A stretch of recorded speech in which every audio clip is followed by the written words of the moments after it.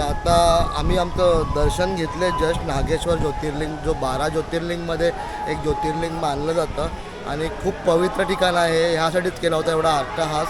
Just दर्शन घेऊन बाहेर आलो आणि प्रॉपर माझ्या मागे हा मंदिर बघू शकता. या मंदिरामध्येच एक सुंदर शिवलिंग आहे आणि प्रॉपर पद्धतीने दर्शनाची लाईन आणि सगळं एकदम एकदम इझिली दर्शन होऊन जातं. आणि ह्या ज्योतिर्लिंगबद्दल सांगायचं गेलं तर इकडे आपले महादेवांना नागाच्या रूपात आणि देवी पार्वतीला नागिणीच्या रूपात पूजलं जातं. आणि हे मंदिर द्वारका मंदिरपेक्षाही जुनं मंदिर आहे. फक्त आता रिसेंटली आता रेनोव्हेशन झालं आणि आतमध्ये आता मी गेलो होता, मला एक बॅनर दिसला तिथे. गुलशन कुमार जे टी सिरीजचे ऑनर आहेत त्यांचा फोटो होता आणि त्यांनी असा तिथे मेन्शन केलं आहे की त्यांनी इथे जवळजवळ 2001मध्ये ह्या मंदिराचा जीर्णोद्धार त्यांनी केलं आहे. तर ते आता मी पाहिलं, मी त्या व्हिडिओमध्ये टाकेन मी हा पोस्टर, ते बॅनर त्यांचं. आणि हे जवळजवळ आता रिसेंट हे रिनोव्हेशन झालं आणि अजून आतमध्ये इंटेरियरचं काम चालू आहे. मे बी ह्या महाशिवरात्रीपर्यंत हे सगळं रेडी होईल. खूप छान आहे परिसर आणि खूप क्लीन आहे, नीट आहे.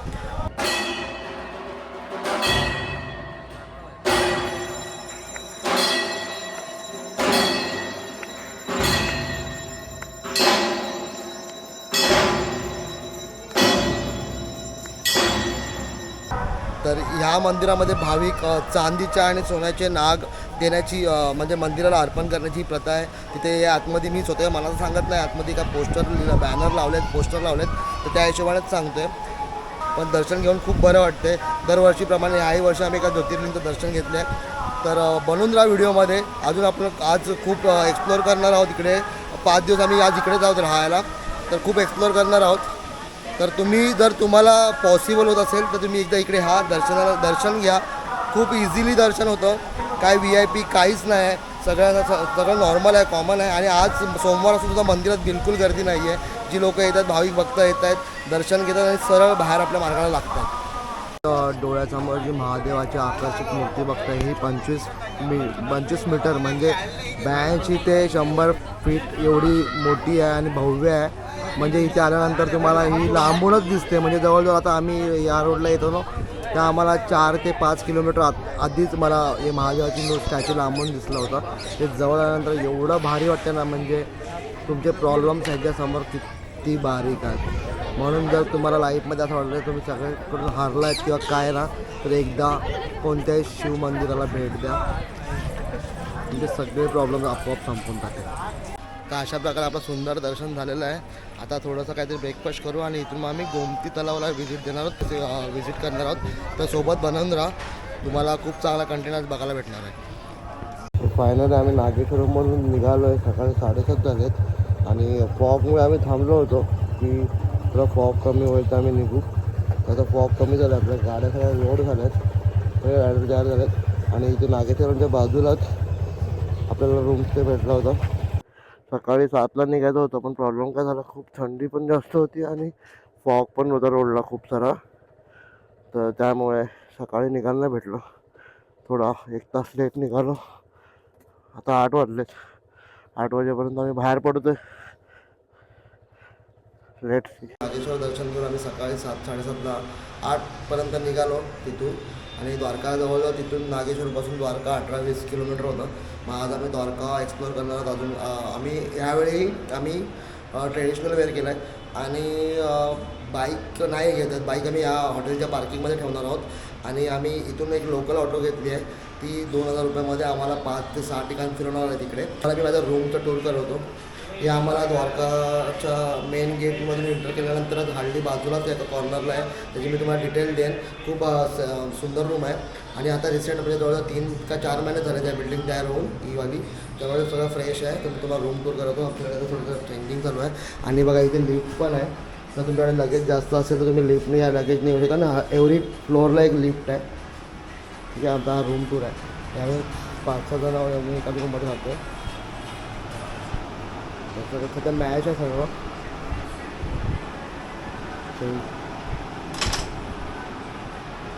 AC पण आहे आपल्याकडे, पण आता इकडे एवढं थंड वातावरण काय नाही, थोडा थंड वातावरण आहे की ते ACची गरज नाही आपल्याला.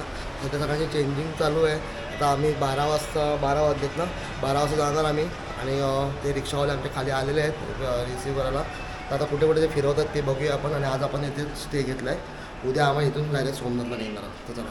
तर आम्ही इथे द्वारकामध्ये हॉटेल आयुष्यला थांबलो होतो. तर इथे ह्या लोकांची काही सर्व्हिस आहे. आणि मी तुम्हाला जो रूम टूर दिली होती ते मेन रोडपासूनच थोडा आतल्या साईडला आहे. येतात की नाही येतच निघाले. आणि हा बघा, हा इकडून हा या साईडला गेलात ना तुम्ही, तर इकडे हा मेन डोर आहे, मेन गेट आहे द्वारकेचा. इकडे समोर साईडला हा द्वारकेचा मेन गेट आहे. इकडे आतमध्ये आला की एकदम तुम्हाला लेफ्ट हँड साईडला तुम्हाला हा आयुष्य दिसेल. ठीक आहे, तुम्हाला दाखवलं हॉटेलमध्ये कसं आहे ते. म्हणजे आमच्या पार्किंगच्याच गाड्यांच्या. ते बोलले की इकडे त्यानंतर त्यांचं ती स्कॉर्पिओ निघाल्यानंतर इथे समोरच गाड्या आमच्या लागतील. आणि हे हॉटेल आहे खूप आतमध्ये. तुम्हाला बघायची मी रूम टूर दिली होती. तर ते असं बाहेर मेन रोडलाच आहे. म्हणजे असं तुम्हाला आतमध्ये जायची पण गरज नाही आहे ट्रॅफिकमध्ये. हे कार्ड आहे. फायनली आम्ही आमची रिक्षा बुक केली आहे द्वारकामध्ये येऊन. आणि आता इथे ते लोक आम्हाला प्लेस फिरवणार आहेत कुठे कुठे काय आहे ते. आमच्या बाईक्स आम्ही हॉटेलला पार्किंगला उभ्या केल्या आहेत. आणि तिकडून आता आम्ही रिक्षा घेतो. तर उज्जैनच्या टायमाला पण आम्ही केलं होतं. डायरेक्ट रिक्षा बुक केली होती आणि दिवसभर फिरवत होतो. तर आम्ही आता ह्या ऑटोमध्ये आहे. आणि आम्ही दोघं मागे बॅकची दरवेळीप्रमाणे मध्ये तिघं, पुढे एक जण बसला आपला मध्ये बघा. सो चला, हा थोडा ॲडव्हेंचर फील आहे, एन्जॉय करूया. ठीक आहे. आणि ते पोचल्यानंतर तुम्हाला दाखवते कुठे कुठे जाणार आहे ते व्हिडिओमध्ये बनवून राहा. आणि चॅनलला सबस्क्राईब नसेल केलं तर सबस्क्राईब करा. तर ह्या जर्नीतली सर्वात पहिल्या मंदिराला भेट दिली ते म्हणजे रुक्मिणी टेम्पल. आणि असं मानलं जातं की ह्या मंदिराच्या दर्शनाशिवाय द्वारकाधीशचं दर्शन हे अपूर्ण राहतं. हे मंदिर 2500 वर्ष जुनं असून यात आता सध्या रिनोव्हेशनचं काम चालू आहे. रुक्मिणी माता ही श्रीकृष्णाची सर्वात श्रेष्ठ पत्नी होती. आणि हे मंदिर द्वारकापासून अवघ्या 4 किलोमीटरच्या अंतरावरती आहे. मी दिलेली इन्फॉर्मेशन ही हार्डली 10 to 15% आहे. आतमध्ये प्रॉपर आम्हाला इन्फॉर्मेशन दिली होती, पण त्या आणि मोबाईल अलाउड नसल्याकारणे काही शूट करता आलं नाही. तर तुम्हाला खरंच अनुभव घ्यायचा असेल तर तुम्हाला इथं द्वारकाला नक्की भेट द्यावं लागेल. त्यानंतर आम्ही व्हिजिट दिली सुदर्शन सेतू. हा भारतातला सर्वात मोठा असा केबल स्ट्रेट ब्रिज आहे जो रिसेंटलीच बनला आहे. आणि इच्छा होती की आमच्या बाईक्स इथे आणून आम्ही फोटोशूट करावं, पण खूप छान ब्रिज आहे. त्यानंतर आम्ही भेट दिली बटकेश्वर महादेव मंदिर, जे की समुद्रकिनारी स्थित आहे. आणि असं म्हटलं जातं की हे मंदिर 5000 वर्षापेक्षाही जुनं मंदिर आहे. आणि ह्या मंदिरामध्ये आपल्याला स्वयंभू एका सुंदर शिवलिंगाचं दर्शन होतं. आणि इथे भाविक भक्त नॉर्मली आपल्या संध्याकाळी सनसेट एन्जॉय करायला देखील येतात. आम्ही देखील सनसेटच्या वेळी आलो होतो. तर तुम्हाला ही गर्दीत पाहायला मिळते.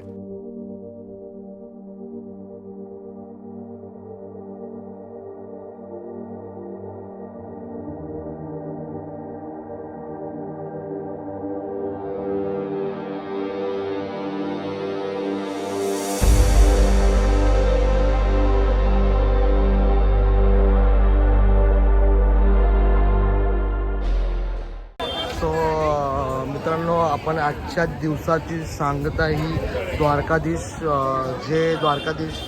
मंदिर आहे तिथून करतो आहे.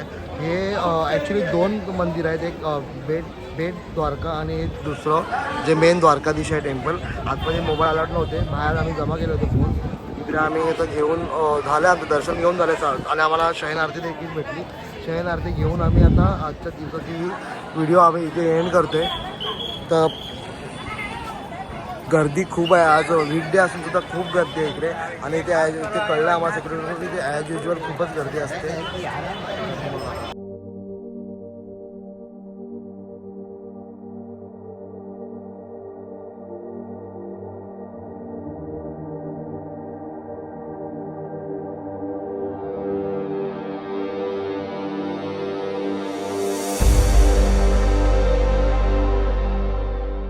मी द्वारकामध्ये आलो. द्वारकामध्ये आयुषी करून हॉटेल आहे.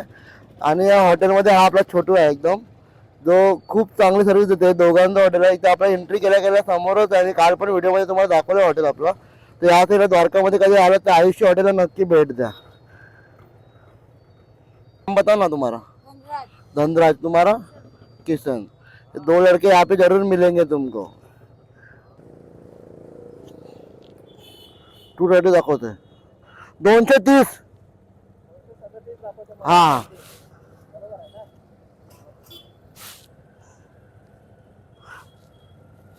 लावलात ना मॅप. हा मग तर पुढे ब्रेकफास्टला कुठे चांगला वाटेल थांबू, खाऊ आणि पटापट निघू, कारण 4 तास दाखवतोय. तर मी आलो.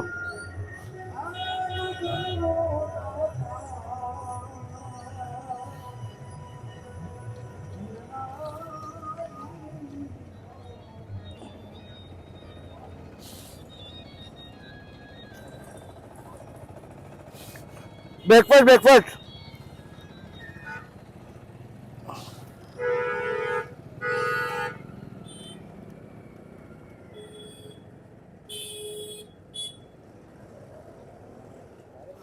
लावला मॅप लावलाय. हे लोक ब्रेकफास्ट लावणार. पुढे कर. तो फायनली आम्ही द्वारकामधून निघालो आहे. आता इथून आम्ही चाललो डायरेक्ट सोमनाथला. खूप चांगली सोय झाली इकडे. द्वारका म्हणजे एकदम प्रॉपर सिटी झाली आहे इकडे. नावाप्रमाणे द्वारका म्हणजे आम्ही इमॅजिन केलं होतं गाव असणार किंवा प्रॉपर सिटी आहे. सगळ्या सोयी आहेत. सीसीडी पासून तुम्हाला पैजन वफल सगळ्या खायच्या गोष्टी इकडे रात्रभर 24/7 चालू असतात. मेडिकल सर्व्हिस सगळं आहे इकडे. तर आता आम्ही टुवर्ड सोमनाथला निघालोय. 235 किलोमीटर आहे. तर टायमिंग अप्रॉक्स दाखवतोय 2 वाजेपर्यंत आम्ही पोहोचू तिकडे. तर आता आपला ब्रेकफास्ट झाला ना. आम्ही ब्रेकफास्ट रस्त्यामध्ये ऑन दी वे ब्रेकफास्ट करणार आहोत. ठीक आहे. आणि इथले रूट बघा किती चांगले आहेत. चला. सोमनाथ मंदिरात काल रात्री आम्ही दर्शन घेतलं होतं आणि लाईट शो पण केला होता. आता आम्ही परत सकाळी लवकर येऊन दर्शन घेणार होतो. पण ॲक्च्युली सीन कसं झाला, उठायला लेट झाला आणि आता उठलं 11 वाजता. चेकआउट झालं आहे. परत दुसरं हॉटेल घेतलं फक्त सामान ठेवण्यासाठी. आणि आता सोमनाथमध्ये होते. मागे सोमनाथ मंदिर आहे आपल्या आतमध्ये. मोबाईल आतमध्ये अलाउड नाही आहे. आणि ऊन फट्टे ऊन आहे. त्यामुळे असं आयडियासारखं बनवून फिरते. तुमचं चेकआउट झाला म्हणून सामान ठेवण्यासाठी आम्हाला उठा सकाळी लेट झालं. तर सामान ठेवण्यासाठी आम्ही वेगळी परत एक रूम घेतली आहे फक्त सामानासाठी. बघितलं किती छोटं रूम आहे. हे आमचं चेकआउटचं टायमिंग आहे. पण त्या टायमाला तिकडे चेकआउट झालं. दुसरं रूम घेतलं. आणि आता आम्हाला सामान ठेवण्यासाठी वेगळी रूम घेतली आहे फक्त. 50 में दो. त्याचा ब्लॉग चालू आहे. फायनली आमचं सोमनाथ कंप्लीट झालं आहे दर्शन. सर्किट पण आमचं कंप्लीट झालं आहे ऑलमोस्ट. आता आम्ही सोमनाथच्या बॅकसाईडला आलो आहे. खूप ऊन आहे त्यामुळे शाळा घेते डोक्यावरती. आता आम्ही तुम्हाला दाखवतो ॲक्च्युली व्ह्यू इकडचा. ठीक आहे. जी बॅकसाईड आहे जी समुद्र साईडून येते. आणि इथे हे जे दिशा यंत्र आहे हे जवळजवळ 15 ते 20 हजार वर्ष जुनं आहे ॲक्च्युली. आणि हे तेव्हा जे बनवलं आहे तिथून जेव्हा समजतं येत आहे इकडे समुद्र तट आहेच नाही. त्यामुळे त्या टायमाला जेव्हा कोणतेही यंत्र सामग्री नव्हती त्या टायमाला हे बनवलं होतं. जे की त्या आत्ताच्या लोकांना देखील ते अचंबित करून सोडतं. तसं हे आहे. आणि सोमनाथ आहे. हे जी बॅकसाईड आहे इथे मागे हा समुद्र आहे. 5 रुपये तिकीट आहे. ॲक्च्युली संध्याकाळी हे व्ह्यू संध्याकाळी खूप चांगला व्ह्यू देतो ह्या साईडला. स्ट्रीट्स आहे वॉकिंगसाठी. पण आपल्याला टाईम ह्या आता दुपारी टाईम मिळाला आहे त्यामुळे आपण इथे आलो आहे.